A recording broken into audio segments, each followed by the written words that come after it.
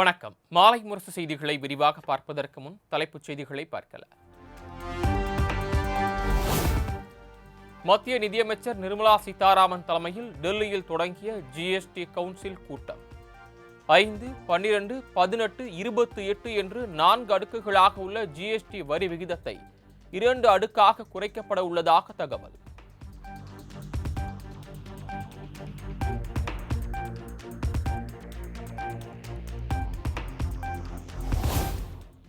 அதிகமான திருமண நிகழ்வுகள் மற்றும் வேலைகள் உள்ளதால் டெல்லி செல்ல இயலவில்லை. டெல்லியில் நடைபெற்ற பாஜக நிர்வாகிகள் ஆலோசனை கூட்டத்தில் பங்கேற்காதது குறித்து அண்ணாமலை விளக்கம்.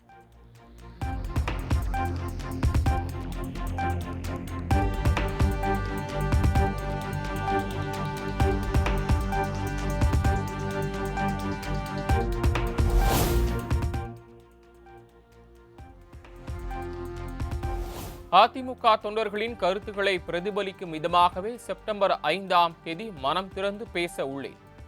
கூட்டத்திற்கு வருமாறு யாரையும் தான் அழைக்கவில்லை எனவும் அதிமுக முன்னாள் அமைச்சர் செங்கோட்டையன் பேட்டி. இல்ல என்னுடைய கருத்து பிரதிபலிக்க போறேனே தவிர அதுக்காக இவங்க இல்லை. அங்க பேசலாம்.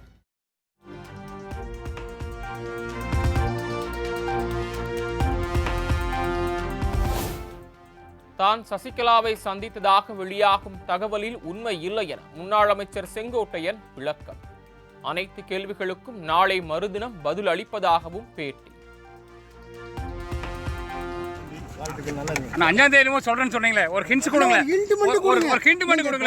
தொண்டர்களோட பிரதிபலிப்பா நீங்க பேச போறீங்களா?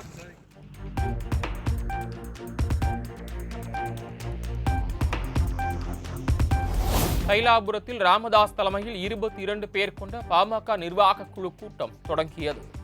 அன்புமணி மீது நடவடிக்கை எடுப்பது குறித்து கூட்டத்தில் முடிவு எடுக்கப்படலாம் என்றும் தகவல்.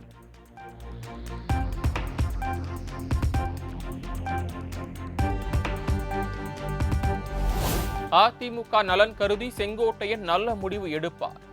2026 அதிமுக ஆட்சி அமைய வேண்டும் என்பதுதான் நோக்கம் என அதிமுக முன்னாள் எம்பி சத்யபாமா பேட்டி. வருவாங்க. ஏன்னா எவ்வளவு சோதனைகளை எல்லாம் கடந்து இந்த அதிமுக பயணிச்சுட்டு இருந்தது. இது நம்ம 2026ல நம்ம முழுசா அம்மா 100 ஆண்டு இந்த கட்சி இயக்கம் நான் இல்லைனாலும் எனக்கு பின்னால அம்மா இருக்குன்னு சொல்லியிருக்காங்க. ஆகவே அம்மா அவரோட கனவை நனவாக்கணும் அப்படின்னு அடிக்கடி பேசிட்டே இருப்பாரு.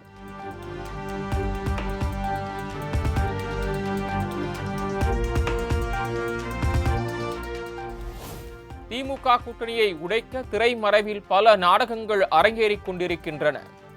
திமுக கூட்டணி கட்சிகள் உஷாராக இருக்க வேண்டும் என கூறிய எடப்பாடி பழனிசாமிக்கு அமைச்சர் சேகர் பாபு பதிலடி. பயணிக்கின்றது.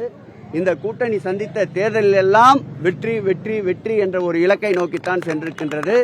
இதை எப்படியாவது உடைக்க வேண்டும் என்று எவ்வளவோ திரைமறைவு நாடகங்கள் திரைமறைவில் பல நாடகங்களை அரங்கேற்றிக் கொண்டிருக்கின்றார்.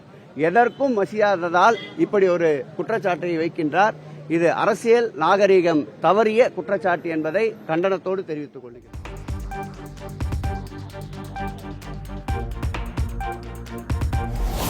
நமக்காக பொதி சுமந்த கழுதை காணாமல் போனபோது அது பற்றி யாராவது கவலைப்பட்டார்களா? திருநாய் பற்றி கேள்விக்கு மாநிலங்களவை எம்பி கமல்ஹாசன் பேட்டி. கழுதைகள்லாம் காணாமல் போச்சு. நமக்காக எவ்வளோ பொதி சுமந்திருக்கு. இப்போ பார்க்குறதே இல்லையே கழுதை யாராவது காப்பாற்றணும்னு பேசுகிறாங்களா? எல்லா உயிர்களையும் காப்பாற்றணும், எவ்வளோ முடியுமோ காப்பாற்றணும். அவ்வளோதான் என்னுடைய கருத்து.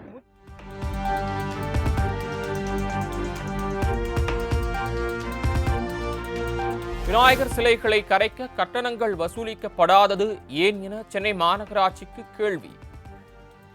பட்டினப்பாக்கம் கடற்கரையில் குவிந்துள்ள கழிவுகளை அப்புறப்படுத்த சென்னை மாநகராட்சி தவறிவிட்டதாகவும் தேசிய பசுமை தீர்ப்பாயம் அதிருப்தி.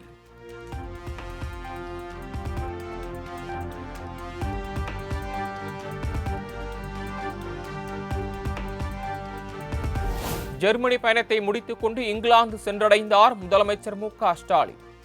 விமான நிலையத்தில் தமிழ் வம்சாவளியினர் உற்சாக வரவேற்பு.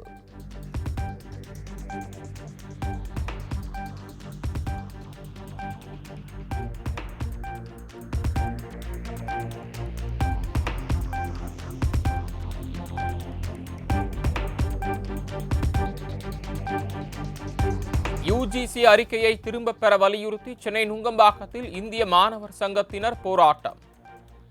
போராட்டத்தில் ஈடுபட்ட மாணவர் சங்கத்தினரை கைது செய்தபோது போலீசாருடன் தள்ளுமுள்ளு.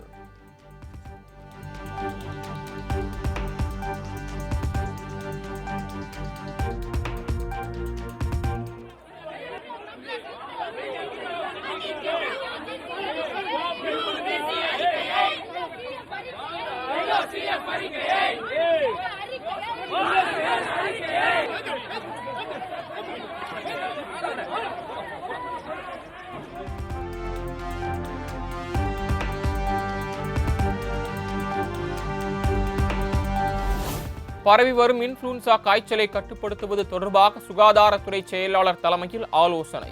காய்ச்சல் பரவும் இடங்களை கண்டறிந்து கூடுதல் தடுப்பு நடவடிக்கைகளை எடுக்க திட்டம்.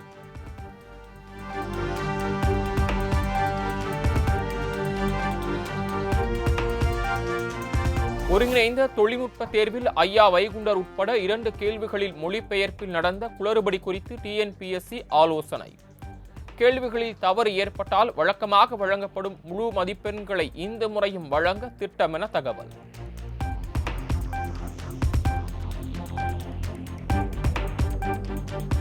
திண்டிவனம் நகராட்சியில் திமுக பெண் கவுன்சிலரின் காலில் விழுந்து மன்னிப்பு கேட்ட பட்டியலின சமூகத்தை சேர்ந்த அதிகாரி. காலில் விழுந்து கதறி எழும் சிசிடிவி காட்சி வெளியாகி பரபரப்பு.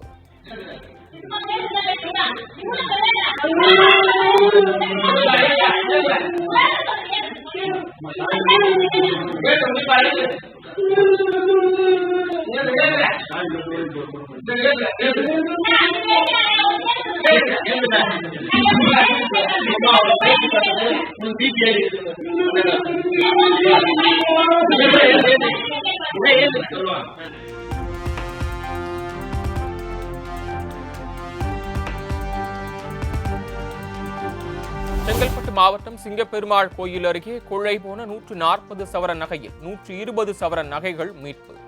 கொள்ளையில் ஈடுபட்ட கடலூர் நெல்லிக்குப்பம் மற்றும் சென்னை நங்கநல்லூரை சேர்ந்த 2 கைது.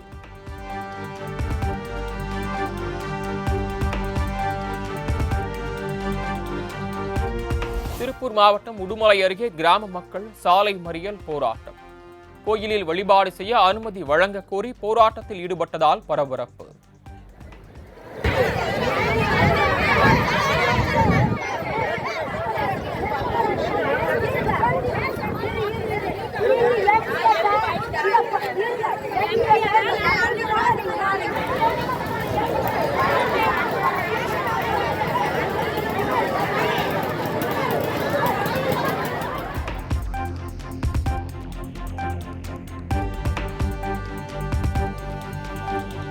திருச்சி மாவட்டம் தொட்டியம் அருகே கூலி தொழிலாளி தலை துண்டித்து கொடூர கொலை. பழிக்கு பழியாக கொலை செய்யப்பட்டிருக்கலாம் என்ற கோணத்தில் போலீசார் விசாரணை.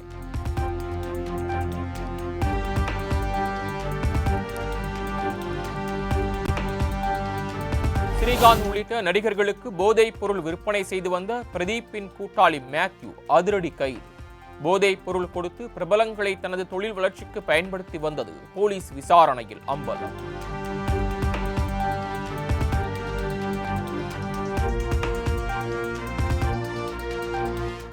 பள்ளிப்பாளையம் அருகே சொத்து தகராறில் இருதரப்பினரிடையே கடும் மோதல். ஒருவருக்கு ஒருவர் தாக்கிக் கொண்ட வீடியோ வெளியாக பரபரப்பு.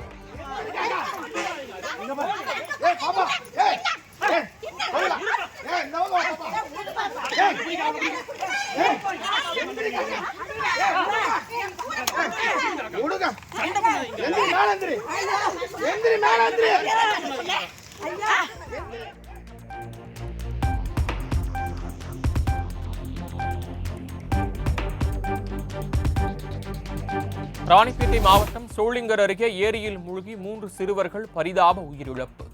சிறுவர்களின் உடல்களை பார்த்து கதறி அழுத பெற்றோர் மற்றும் உறவினர்கள்.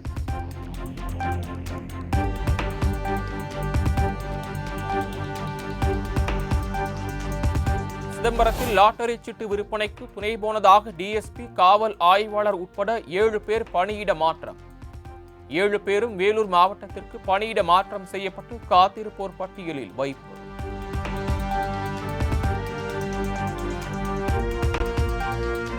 செங்கல்பட்டு மாவட்டம் பாலூர் ரயில் நிலையத்தில் மின்சார ரயிலை மறித்து பயணிகள் போராட்டம். சென்னை கடற்கரையிலிருந்து அரக்கோணம் செல்லும் ரயில் தினமும் தாமதமாக செல்வதால் ஆத்திரம்.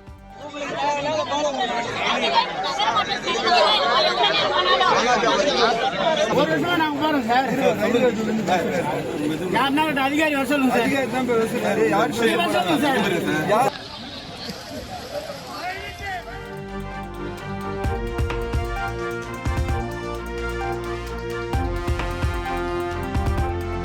திருச்சியிலிருந்து சார்ஜாவிற்கு 180 பயணிகளுடன் புறப்பட்ட விமானத்தில் திடீர் தொழில்நுட்ப கோளாறு. புறப்பட்ட சிறிது நேரத்திலேயே ஓடுபாதையிலேயே நிறுத்தப்பட்டதால் பரபரப்பு.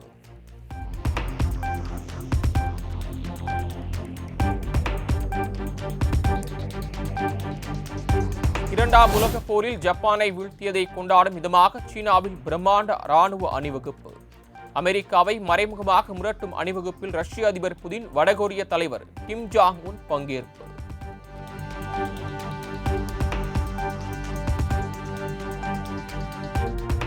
வங்கக்கடலில் நிலவி வரும் ஆழ்ந்த காற்றழுத்த தாழ்வு பகுதி அடுத்த 24 மணி நேரத்தில் ஒடிசா நோக்கி நகர வாய்ப்பு. இந்திய வானிலை ஆய்வு மையம் கணிப்பு.